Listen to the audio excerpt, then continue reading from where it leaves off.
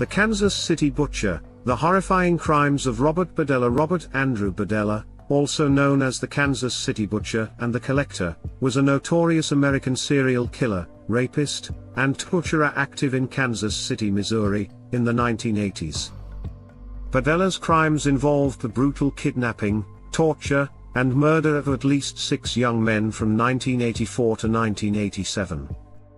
His methods were shockingly sadistic, and he meticulously documented his torture sessions in disturbing detail, leading to a case that remains one of the most horrifying in American criminal history. Background of Robert Badella. Robert Badella was born on January 31, 1949, in Cuyahoga Falls, Ohio, into a strict Catholic family. Badella's childhood was marked by bullying, primarily due to his glasses, which gave him a cross-eyed appearance, and his inability to perform well in sports, which displeased his father. His father's death in 1965 affected Badella deeply, and he became increasingly withdrawn. Badella moved to Kansas City in the late 1960s to attend the Kansas City Art Institute, where he initially studied cooking and art. However, he was expelled for torturing and killing animals, a disturbing sign of his later activities. Afterward, he worked as a chef and eventually opened a curiosity shop called Bob's Bizarre Bazaar, where he sold oddities, antiques, and occult items. Despite his outward appearance as a somewhat eccentric but harmless man who was involved in local charities and animal rescue efforts, Badella harbored dark, violent fantasies.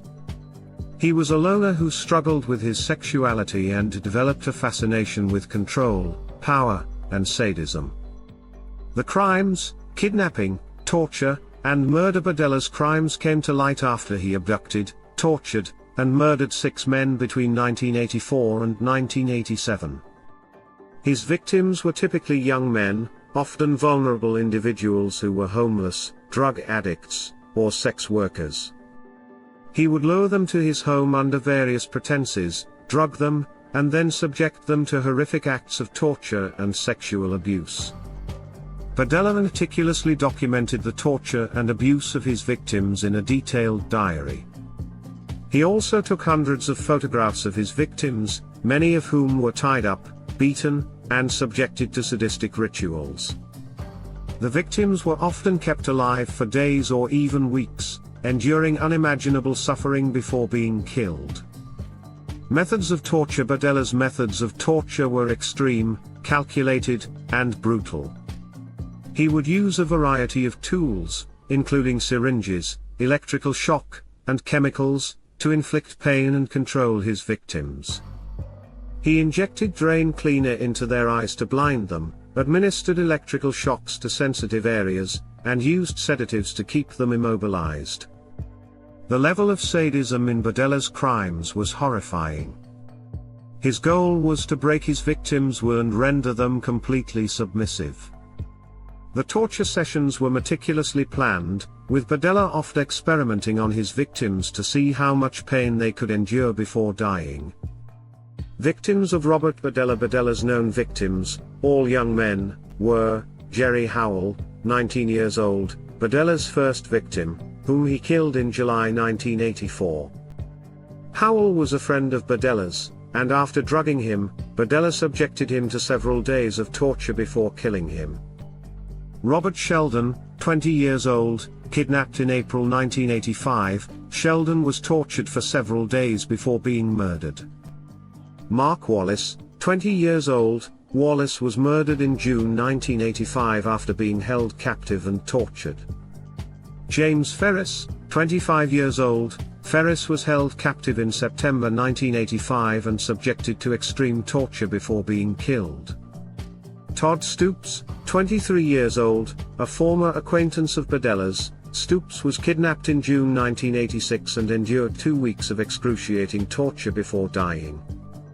Larry Pearson, 20 years old, Badella's final known victim, Pearson was killed in April 1987 after 6 weeks of captivity and sadistic torture.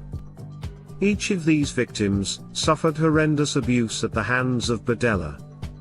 After murdering his victims, Badella would dismember their bodies in his basement.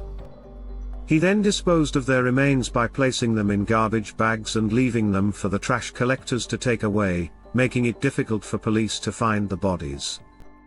The escape and discovery. The end of Robert Badella's killing spree came on April 2, 1988, when his intended seventh victim, Christopher Bryson, managed to escape. Bryson had been held captive for several days, enduring brutal torture and sexual assault. Badella had kept Bryson bound and gagged, but when Badella left the house, Bryson saw an opportunity. He managed to break free from his restraints, jump from a second-story window, and flee to a neighbor's house, wearing nothing but a dog collar around his neck. Bryson's escape led to the arrest of Robert Badella later that same day. When police searched Badella's home, they discovered a nightmare of evidence, including the torture diaries, photographs of his victims, and a vast array of tools used in the torture sessions. They also found human remains in various stages of decomposition. The trial and confession following his arrest. Badella initially denied the charges, claiming that the acts were consensual. However, faced with overwhelming evidence, including Bryson's testimony, and the incriminating photos, Badella ultimately confessed to the murders. He described the gruesome details of how he had kidnapped, tortured, and killed his victims. In 1988, Badella was charged with multiple counts of first-degree murder, sodomy, and kidnapping. Rather than go to trial, Badella entered a guilty plea in exchange for avoiding the death penalty. He was sentenced to life imprisonment without the possibility of parole. Death of Robert Badella. Robert Badella's time in prison was short-lived. On October 8, 1992, Badella died of a heart attack in Missouri State Penitentiary at the age of 43. His death brought little closure to the families of his victims, who felt that he had escaped true justice by not living out the rest of his life in prison. Legacy and impact. The case of the Kansas City Butcher remains one of the most gruesome in the history of American crime. Badella's acts of extreme sadism and cruelty, coupled with his meticulous documentation of the torture, make him one of the most terrifying serial killers in modern history. His calm, calculated nature and ability to blend into society for years while committing such heinous crimes only added to the horror of his deeds. The case also brought attention to the issue of missing persons, particularly those from marginalized groups, such as young men who were homeless, involved in sex work, or struggling with addiction.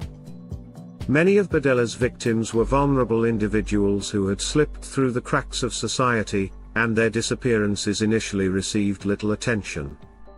The discovery of Badella's crimes sent shockwaves through the Kansas City community, and continues to serve as a haunting reminder of the darkness that can hide behind an ordinary facade.